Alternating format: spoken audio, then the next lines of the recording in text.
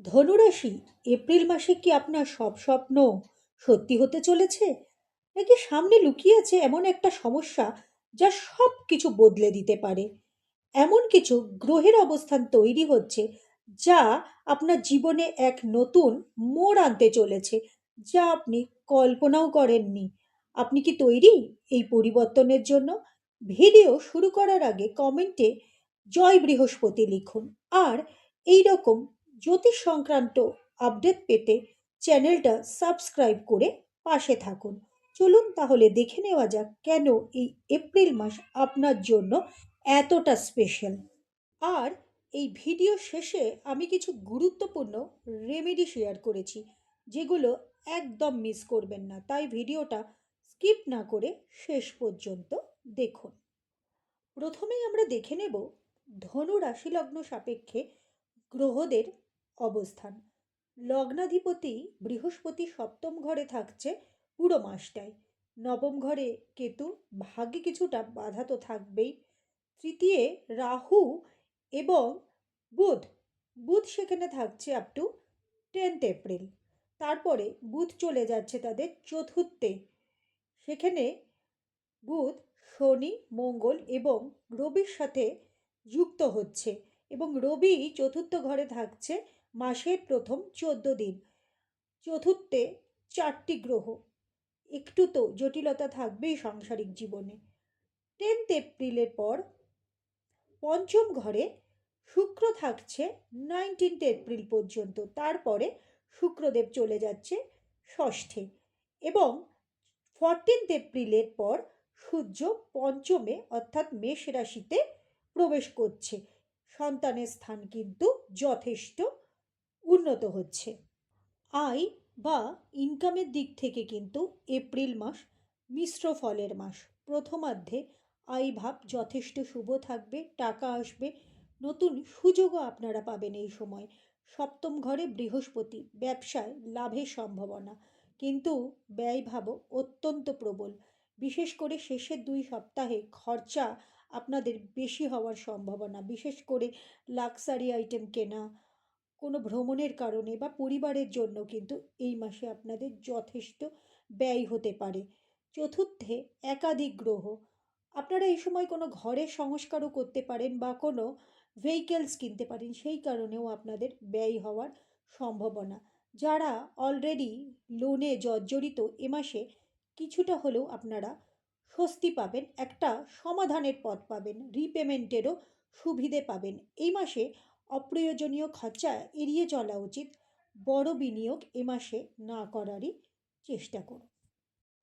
ধনু রাশি লগ্নের মধ্যে যারা অলরেডি আইনি সমস্যায় রয়েছেন, এ মাসে কিন্তু কোনো প্রতিকূলতা নেই। নতুন করে কোনো আইনি সমস্যায় জড়িয়ে পড়ারও সম্ভাবনা প্রায় নেই বললেই চলে। এক্সিস্টিং কেসে যারা রয়েছেন সেক্ষেত্রেও কিন্তু পজিটিভ আউটকাম আসবে। সপ্তমে বৃহস্পতি, আপনারা এ মাসে আইনি সুবিধা পাবেন, কিন্তু আপনাদের মনে একটা অনিশ্চয়তা থাকবেই, দুশ্চিন্তা যেন আপনাদের মন থেকে যেতেই চাইবে না। এ মাসে বুধ কিন্তু চতুর্থে নিচ রাশিগ্রস্ত হচ্ছে, এবং তৃতীয় রাহু, ওভার থিঙ্কিং এবং মেন্টাল স্ট্রেস থেকেই যাবে। ধনু রাশি লগ্নে ছাত্রছাত্রীদের জন্য এপ্রিল মাস কিন্তু যথেষ্ট অনুকূলই থাকছে। প্রথমার্ধ একটু টাফ থাকবে, ধৈর্য রাখতে হবে। 14 এপ্রিলের পর পড়াশুনোয় সাফল্য, এই সময় উচ্চশিক্ষায়ও সাফল্যের যোগ দেখা যায়, এবং এই সময় আপনারা শিক্ষকদের সহায়তাও পাবেন এবং বিদেশে পড়ার সুযোগও আসতে পারে। আপনাদের একটু পরিশ্রম চালিয়ে যেতে হবে, ফল পাবেনই। স্বাস্থ্যের দিক থেকে এপ্রিল মাস মোটের ওপর ভালোই থাকবে, কোনো বিশেষ নেতিবাচক দিক নেই, এবং স্বাস্থ্যে কোনো বিশেষ জটিলতাও আশা করা যায় এ মাসে থাকবে না। তবে কিছু সাবধানতা দরকার। পেটের সমস্যা থাকতে পারে, বিশেষ করে আপার অ্যাবডোমেন, হাঁটুর সমস্যা, ব্লাড প্রেশার যাদের আছে, হার্টের সমস্যা যারা আছে, এ মাসে কিন্তু বিশেষভাবে সতর্ক থাকতে হবে। আর্থারাইটিস জনিত সমস্যায় যারা ভোগেন তাদেরও বিশেষভাবে সতর্ক থাকা প্রয়োজন। চতুর্থ ঘরে শনি এবং মঙ্গল, জয়েন্ট পেন থেকে সাবধান। প্রতিদিন একটু হাঁটার চেষ্টা করবেন, একটু জল বেশি করে খাবেন, এবং এই মাসে একটু ভারী কাজও এড়িয়ে চলবেন। সামগ্রিকভাবে স্বাস্থ্য ভালোই থাকবে। রিলেশনশিপ বা সম্পর্কের দিক থেকে কিন্তু এপ্রিল মাস শুভ। পঞ্চম ঘরে শুক্র, এই সময় কিন্তু বিবাহের যোগও আসছে। কিন্তু শেষার্ধে সঙ্গীর সাথে বা পার্টনারের সাথে মতপার্থক্য দেখা দেবে, ইগো ক্ল্যাশ আসতে পারে, ছোটোখাটো বিষয়ে ঝগড়াও আসতে পারে। শুক্র ষষ্ঠে চলে গেলে সম্পর্কে কিন্তু একটু টেনশন আসবে। চতুর্থে শনি মঙ্গল, ঘরে অশান্তির যোগ। যারা বিবাহিত বা ম্যারেড, এই সময় কিন্তু তাদের জন্য মোটের ওপর ভালোই যাবে। সপ্তমে বৃহস্পতি, কিন্তু স্বামী বা স্ত্রীর স্বাস্থ্যহানির যোগ দেখা যায়। এই সময় সম্পর্কে কিছুটা দূরত্বও আসতে পারে এবং কাজের কারণে আপনাদের আলাদাও থাকতে হতে পারে।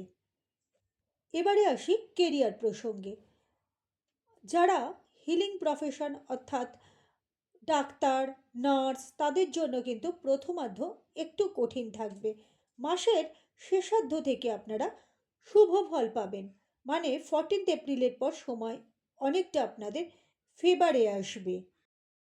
যারা মানি মার্কেটে রয়েছেন অর্থাৎ স্টক, ব্যাংকিং, এসব ক্ষেত্রে তাদের জন্য কিন্তু পরিস্থিতি অনুকূলই থাকবে, কিন্তু ইমোশনাল প্রেশারে কোনো ভুল সিদ্ধান্ত এ মাসে নেবেন না। বুধ নিজ রাশিতে, জাজমেন্টে ভুল হতে পারে, সাবধানে সিদ্ধান্ত নেবেন, এক্সপার্টের পরামর্শ নেবেন। যারা ক্রিয়েটিভ ফিল্ডে আছেন তাদের জন্য কিছুটা বাধা আসতে পারে। যারা প্রাইভেট সেক্টরে আছেন সময়টা মোটের ওপর পজিটিভই থাকবে। আপনাদের মধ্যে যারা জব সার্চ করছেন তাদের কিন্তু চাকরি পাওয়ারও যোগ রয়েছে, বিশেষ করে তারা জন্মস্থান থেকে দূরে চাকরি পেতে পারেন। এই মাসে আপনারা ভাগ্যের ফেভার পাবেন, কিন্তু সেটা 14 এপ্রিলের পর থেকে। রবি যখন মেষ রাশিতে প্রবেশ করবে, নতুন সুযোগ আসবে, ভালো খবর আসবে, জীবনে পজিটিভ পরিবর্তন হবে। এই সময় কেতু নবম ঘরে, স্পিরিচুয়ালিও আপনারা অনেকটা আপলিফটেড হবেন। পিতা বা পিতৃতুল্য কোনো ব্যক্তিত্বের সাপোর্ট পাবেন, গাইডেন্স পাবেন, আশীর্বাদ পাবেন, এবং এই সময় আপনারা কোনো ধর্মীয় স্থানে দান করলেও সেটা আপনাদের জন্য পজিটিভ হবে। এবার আসি রেমেডির প্রসঙ্গে। এ মাসে হলুদ এবং সবুজ রঙের ব্যবহার করুন, পজিটিভ ফল পাবেন, এবং কালো ও লাল রং একটু এড়িয়ে চলুন, সেটা আপনাদের জন্য শুভ হবে। প্রতি বৃহস্পতিবারে পারলে কিছু হলুদ জিনিস দান করুন, যেমন হলুদ ফল, হলুদ বস্ত্র। এক্ষেত্রে আপনাদের মানসিক শান্তির জন্য এটা শুভ হবে। প্রতি শনিবার আপনারা শনি মন্দিরে তেলও দান করতে পারেন, সাথে কালো তিল। সামগ্রিকভাবে এপ্রিল মাস ধনুরাশির জন্য আয়, সম্পর্ক, ভাগ্য সব দিক থেকেই যথেষ্ট পজিটিভ থাকবে, কিন্তু আপনাদের খরচে একটু সংযত হতে হবে। 14 এপ্রিলের পর সব দিক থেকে ভালো সময় আসছে। মানসিক শান্তি রাখাটাই এই মাসে একটু আপনাদের জন্য বড় চ্যালেঞ্জ হয়ে যাবে। সেটা যদি করতে পারেন, এই মাস সার্বিকভাবে শুভ। ধৈর্য এবং সাবধানতা এ মাসের মূল মন্ত্র। ধনুরাশির বন্ধুরা, এ মাসে আপনাদের একটু মানসিক শান্তি বজায় রাখতে হবে আর খরচা সামলে চলতে হবে। 14 এপ্রিলের পর আপনাদের ভাগ্যে সার্বিক উন্নতি। ধনু রাশি লগ্নের বন্ধুরা, আপনাদের যদি কোনো বক্তব্য থাকে তাহলে অবশ্যই আপনারা সেটা কমেন্টে লিখতে পারেন। আমি নিশ্চয়ই সেগুলো রিপ্লাই দেওয়ার চেষ্টা করব। আর আপনাদের একটা লাইক আমাকে ভিডিও বানাতে উৎসাহ দেয়। এরকম আরও জ্যোতিষ সংক্রান্ত আপডেট পেতে চ্যানেলটা সাবস্ক্রাইব করে পাশে থাকুন। ধন্যবাদ।